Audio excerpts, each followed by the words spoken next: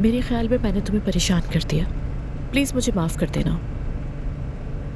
मैं सिर्फ ये सोच रही थी कि ज़मरुद तुमसे बहुत मोहब्बत करती है, यानी सोचा कि एक मोहब्बत करने वाली औरत ज़्यादा समझदार होगी। ज़मरुद समझदारी के मामले में सबसे आगे है। क्या तुम्हें लगता है जो हुआ वो मामूली था? तुम ठीक कह रहे हो। माफ़ करना, मगर शायद ज़मरुद ने ईशा की हालत के मामले में जिस तरह का बर्ताव किया, मैं इसकी वजह से नाराज़ हुई, इसलिए ऐसा सोचा। मैं नहीं समझा तुम क्या कहना चाहती हो। शुक्रगुजार हूँ मैं कि वो हमारी बेटी के लिए रुक गई। उसने एक इंतहाई मुश्किल लम्हे में हमारी मदद की। मगर क्या तुम्हें लगता है अदनान के ईशा से उसका जुड़ना सही है? तुम्हें लगता है ज़मरुद ये जानबूझकर कर रही है? ईशा ज़मरुद से मोहब्बत करती है।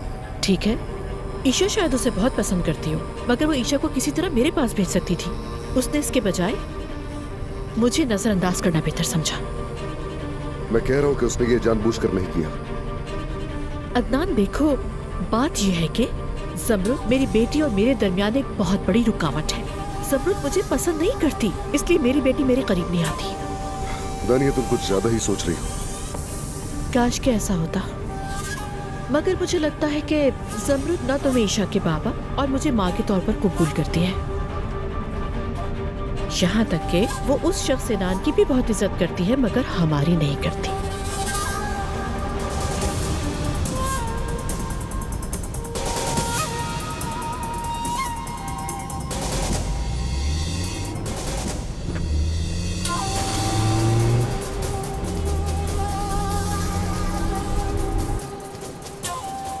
जैसे कि मैंने कहा कि अदनान साहब और दानिया साहिबा इस वक्त घर पर नहीं हैं। कौन लोग हैं ये? सोशल सर्विसेज वालों की तरफ से ऑफिसर आई हैं। अच्छा, देखें, हमारा उनसे बात करना ज़रूरी है। मैं चाहती हूँ वो हमें बताएं कि ज़मरुद साहिबा कौन है। हमें मालूम है वो यहाँ रहती है। कसम से मोहतरमा, मैं आपको कोई मालूमात नहीं दे सकती। वो घर पर नहीं है। बात सुनो मलिहा, अगर ये औरत जान जाए कि ज़मरुद अदनान की बीवी है तो क्या ये बच्ची को ले जाएगी? अगर ऐसा हुआ तो ये भी याद रखिएगा कि ज़मरुद आपको मार देंगी। उसकी फिक्र छोड़ दो। अम्मी चुप। रुके। खुश आमदीद, खुश आमदीद। अंदर आइए ना, कॉफी पीजिए अंदर आके। कॉफ़ी की ज़रूरत नहीं।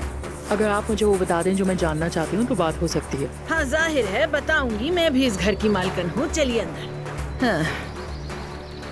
तुम बीच में मत बोलना।